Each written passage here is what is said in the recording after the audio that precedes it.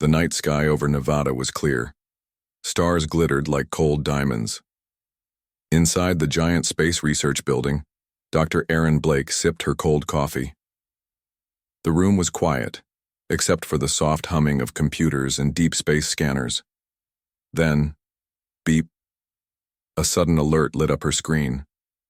At first, she thought it was another system glitch. Earth's deep space radar caught many signals from distant stars, but most were just space noise. Still, this one felt different. It was strong, repeating, and came from far outside Earth's known range. Erin leaned forward. Her fingers tapped fast. The signal repeated again. "Ya Cora. Help. Death comes. Anyone. Please." The voice was not human. It sounded broken, in pain, and full of fear. Her heart skipped a beat. She grabbed the radio. "Control, this is Dr. Blake. I think we have something real. Something alive." Within minutes, the room filled with scientists, technicians, and 2 military officers. The signal kept repeating every 60 seconds. Nobody could understand the full message, but some parts were clear. "Help. Death. We are trapped." "Is it a trap?" someone asked. "It doesn't sound like one," Erin said softly. "It sounds like someone begging not to die." 3 hours later, the signal's origin was confirmed, Sector X-94. Everyone stared at the screen. "No one sends ships there," said Commander Rios, the head of Earth's space defense. "That area is marked black in alien maps. Dead zone, forbidden space. Even the advanced alien races avoid it."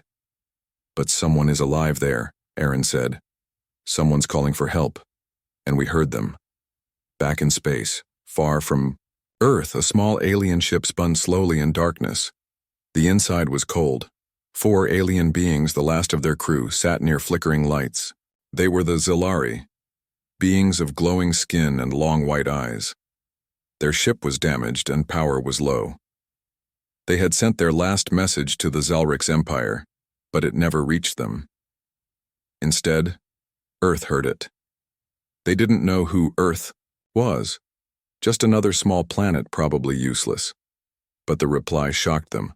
A soft voice had come through. "We hear you. Who are you? We are from Earth. Do you need help?" One Zilari looked up, blinking weakly. "Earth? Not Zalrix?" they answered. Back on Earth, debates began. Some said it was too risky. "We don't go into black zones, not for strangers. We could start a war," but others said something else. "If we heard them and we stay silent, who are we? President Monroe?" Watch the vote from her command room. She stood slowly. "Send a crew," she said. "Show the galaxy who we are, not by power, by choice." And so the ship Unity 1 was prepared. It carried medics, translators, engineers, and 3 battle drones, just in case. Captain Rhodes, a calm man in his late 40s, led the mission. "This isn't war," he told his team. "It's rescue, but stay alert." The journey took 6 days through dangerous warp tunnels. Sector X-94 was filled with broken satellites, old ship parts, and strange static fields. No one knew what happened here in the past. Some believed it was once a battlefield of ancient alien gods. As Unity 1 entered the sector, the crew grew silent. Lights flickered. Gravity shifted for a moment, but they kept moving. "We're close," said Nav Officer Lee. "Signal is stronger now." Then they saw it. A small silver ship, barely moving. Its lights were weak. No defense shields, no weapons aiming at them. "They're not hostile," Rhodes said. "Let's dock." Inside the alien ship, the Zilari couldn't believe it. A human ship? These creatures looked so soft. 2 legs, no armor, no laser claws. Yet they walked, in with strength and calm. One Zilari tried to move. He fell. A human medic caught him gently. "Easy," she said. "We're here to help." The Zilari stared. "Why?" he whispered. "You don't know us." "No," she said. "But we heard you." The Zilari were taken aboard Unity 1. Their wounds were treated, their ship repaired. They told their story. Attacked by space raiders, abandoned by allies, signal lost. "We were ready to die," said the eldest Solari. "But your kind came," Rhodes replied. "We're not warriors, but we don't turn away from a call for help." Back on Earth, news broke across media. Earth answers alien call, mission successful. At first, people were shocked, some afraid, some proud. But across the galaxy, something else happened. Many aliens had never thought much about humans. Weak, new, unimportant. Now they whispered, they crossed a dead zone for strangers. In one corner of the galaxy, the Zalrix Empire watched with cold eyes. Their officers didn't speak, but their leader narrowed his gaze. "They took our message," he said slowly. "They saved the ones we ignored." His advisor asked, "Should we act?" "No," the Emperor said. "Let's watch. Humans might be more dangerous than we thought, not with weapons, but with hearts." In a single week, Earth's name traveled further than any warship could. Not as conquerors, but as rescuers. And all of it, because of a signal that was never meant for them. Because sometimes, the wrong ears hear the right cry. And sometimes, that changes everything. Captain Rhodes stood at the viewing glass of Unity 1. The stars outside looked calm, but his mind was not.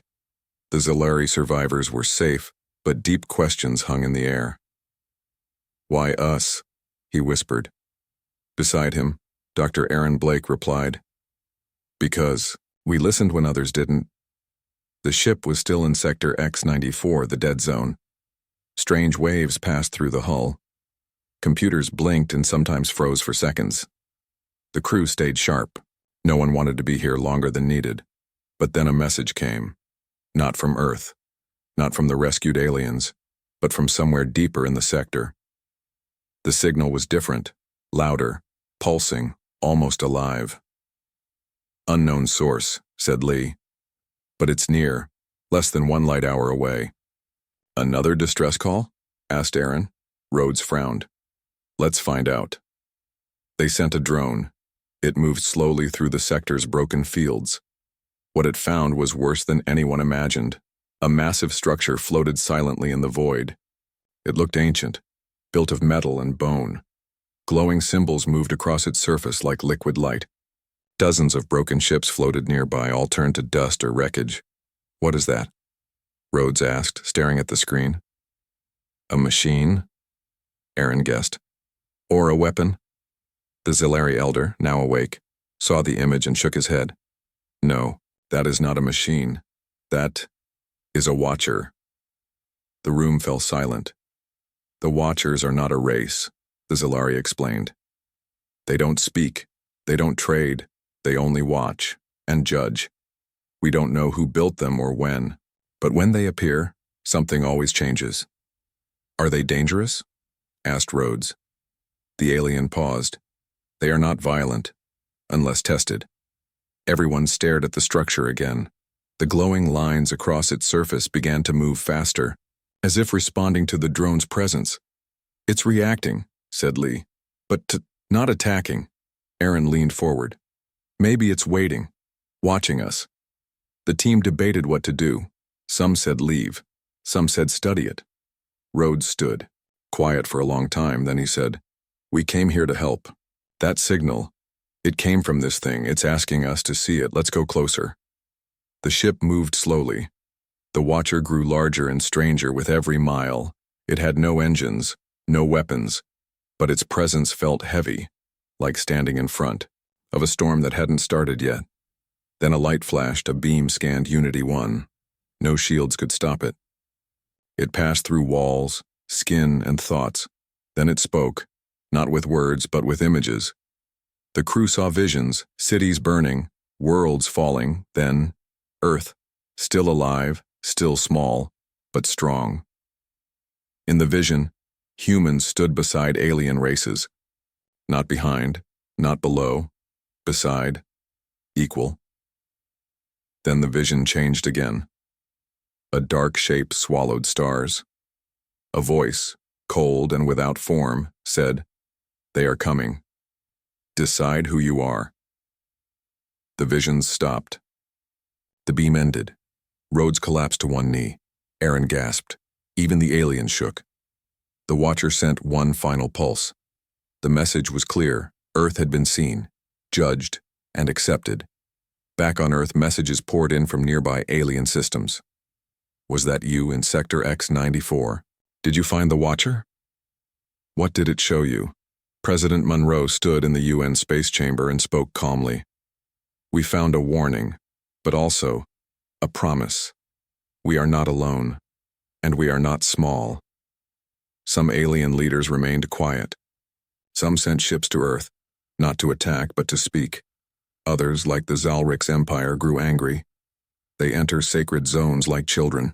One Zalrix general spat. They play with ancient powers. Soon they will bring ruin. But his emperor remained still. No, he said. They bring something else. A shift. The Watchers have not moved in centuries. But now, they react to humans. Back on Unity, one, repairs finished. The Zalari chose to return home. They bowed deeply to Rhodes and his crew. You risked your lives for us, the elder said. You faced what others fear. And now, the stars see you. Would you have done the same? Rhodes asked softly. The elder did not lie. No, we would have stayed silent. Aaron smiled. Then maybe it's good the message came to us by mistake.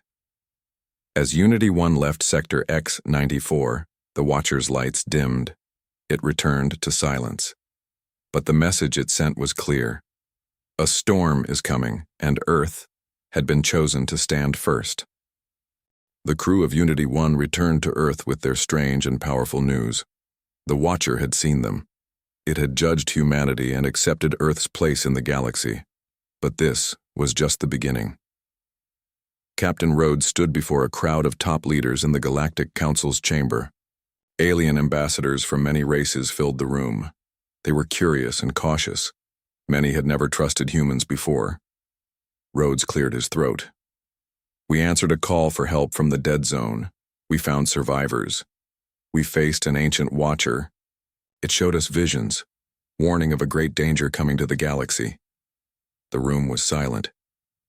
Earth is ready to stand with other races, Rhodes said. We want to work together, not fight. We want peace. Among the ambassadors, some whispered, some nodded, but not everyone agreed. The Zalrix Empire's delegate, cold and sharp-eyed, spoke last. Humans are new. They do not understand the balance of power. They rush in blindly and disturb what should be left alone. We warn you, trust carefully. President Monroe, sitting beside Rhodes, smiled calmly. Perhaps the galaxy has underestimated humans. We may be new, but we listen, we learn, and we fight for what is right. Meanwhile, back on Earth, scientists raced to understand the Watcher's message. Dr. Aaron Blake led a team studying the visions captured by Unity 1 sensors. We saw a dark shape, Aaron told her team. Something that can destroy stars. It is not a weapon we know. It may be alive. Her assistant, a young physicist, named Jason, asked, How do we stop something like that? Aaron sighed. First, we must understand it. The Watchers were made long ago by a lost race. They watch and warn. Maybe the dark shape is their enemy. In the shadows, unknown to Earth and the Council, a fleet moved fast. It was the Draxus, an ancient, ruthless alien race known for destroying planets. They had noticed Earth's new courage. They saw the Watcher's acceptance as a threat. The Draxus commander gave an order. Prepare the fleet. The humans must be stopped before they become a problem. On Earth, life continued. People watched the news, feeling hope and fear. Earth was no longer alone. Strange ships appeared near the orbit. Some came to talk. Some watched silently. Rhodes and his crew trained harder. The battle drones were tested daily. Earth's defenses grew, but Rhodes wished for something more, an ally. One day the Zalari survivors sent a message from their homeworld. You saved us. Now we will stand with you. The Zalari fleet arrived quietly, their ships sleek and glowing blue. They joined Earth's forces. Together, they shared knowledge about the Watchers and the dark shape. Aaron and the Zalari scientists worked side by side. decoding more messages from the Watcher. They learned it was a warning, a countdown. The dark shape would arrive soon. At night, Rhodes looked at the stars. The galaxy was changing fast. Old enemies watched. New friends arrived. The destiny of Earth was no longer small or hidden, he whispered to himself. We will be ready, for whatever comes. This was the start of a new chapter for humanity, from a mistaken distress call to a call for alliance, from fear to hope. The galaxy was watching, and Earth was no longer alone. The galaxy was changing fast. The Draxus fleet moved quietly through space, preparing for war. Their ships were dark and sharp, like claws ready to strike. They had watched Earth's rise and decided humans were a threat. Captain Rhodes and his team on Earth had little time to prepare. The warnings from the Watcher became clearer. Strange readings showed a huge force was coming closer to the Milky Way. Draxus fleet detected, said Nav Officer Lee, eyes wide. The Council called an emergency meeting. Alien leaders argued. Some wanted to surrender. Others wanted to fight. President Monroe stood firm. We will not run. We will not hide. Earth stands with its allies. We fight for peace and life. On the front line, Unity 1 and the Zalari ships waited. The space was tense, heavy with silence before the storm. Engineers fixed weapons. Medics prepared for casualties. Rhodes trained the crew every day. We are not just fighting for Earth. We fight for every planet that fears the dark. One night, Aaron found a hidden message inside the Watcher's visions.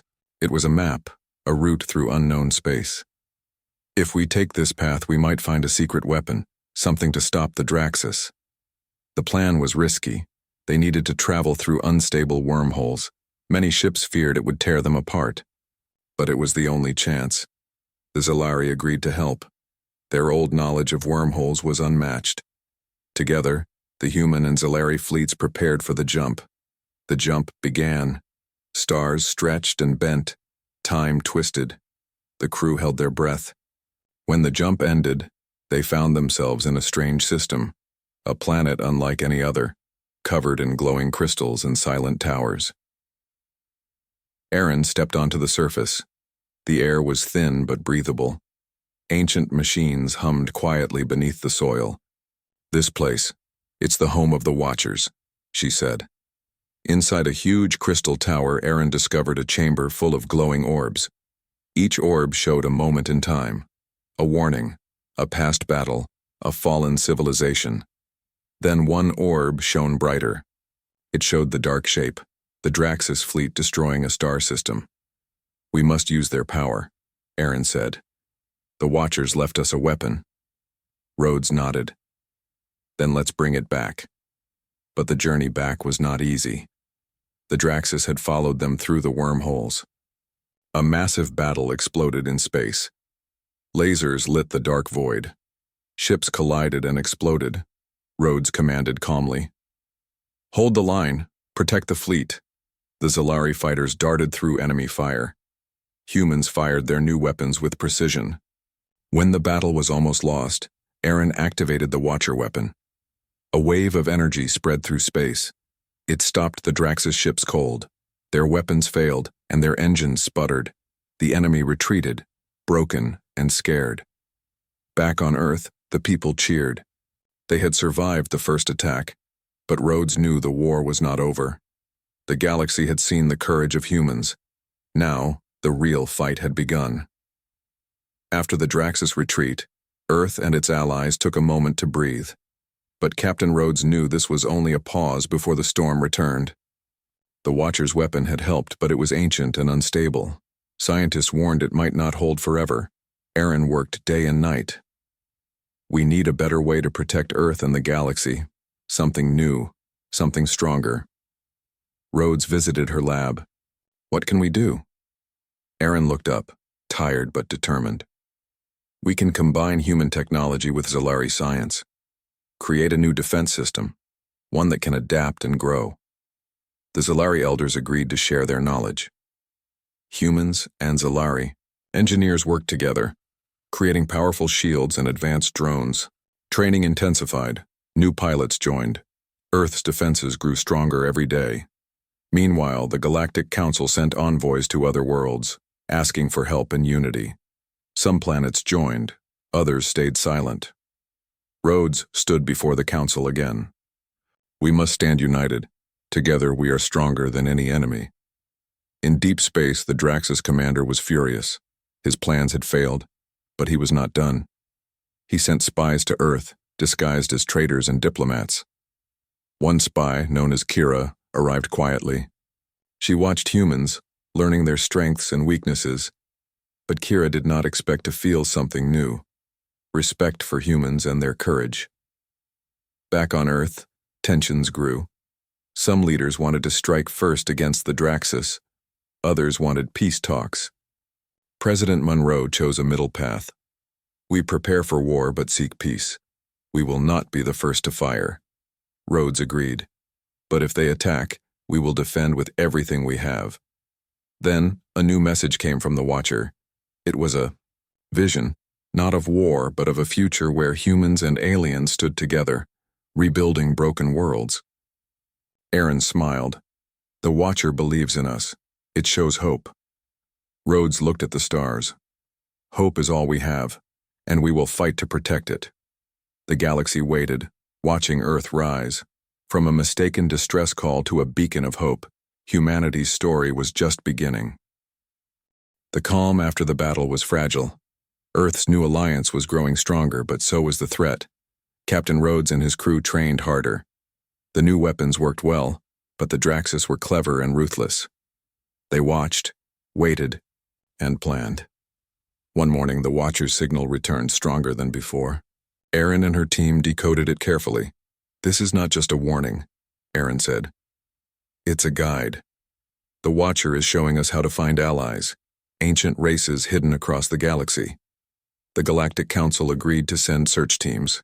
They used the Watcher's maps to travel through hidden wormholes and forgotten star systems. Rhodes volunteered to lead one mission. His ship, Unity 1, flew through strange space, filled with glowing nebulae and silent stars. After days of travel, they found a planet covered in forests and oceans. Its people were peaceful but wary. The humans showed the Watcher's symbol. Slowly, trust grew. The planet's leaders shared their technology, powerful energy shields and healing machines. Back on Earth, the Draxus launched small raids, testing. Defenses. Kira, the Draxus spy, began to question her mission. Humans showed courage and kindness she never expected. She secretly sent a message to Rhodes, warning him of an upcoming attack. Rhodes acted fast. He prepared defenses and called allies. When the Draxus fleet came, they faced a united front stronger than before. The battle was fierce. Ships exploded and stars flashed, but Earth's side held firm. After the fight, Rhodes met Kira in secret. "You betrayed your people," he said. Kira smiled sadly. "I chose to protect life, not destroy it." Her message helped save millions. Rhodes nodded. "Then you are one of us now." Hope spread across the galaxy. New allies joined Earth's cause. The Watcher's message was clear. Unity was the key. But the dark shape still loomed, waiting. The real test was yet to come. The galaxy held its breath. The dark shape was closer now, an ancient force that threatened to swallow stars and silence light. But Earth and its allies stood ready. Captain Rhodes looked at his crew aboard Unity 1. Their faces were tired but determined. This was the moment they had prepared for. "We fight not just for ourselves," Rhodes said, "but for every life that calls the stars home. Today we prove what it means to be human." The battle was fierce. Ships clashed like thunder in the void. Energy beams tore through darkness.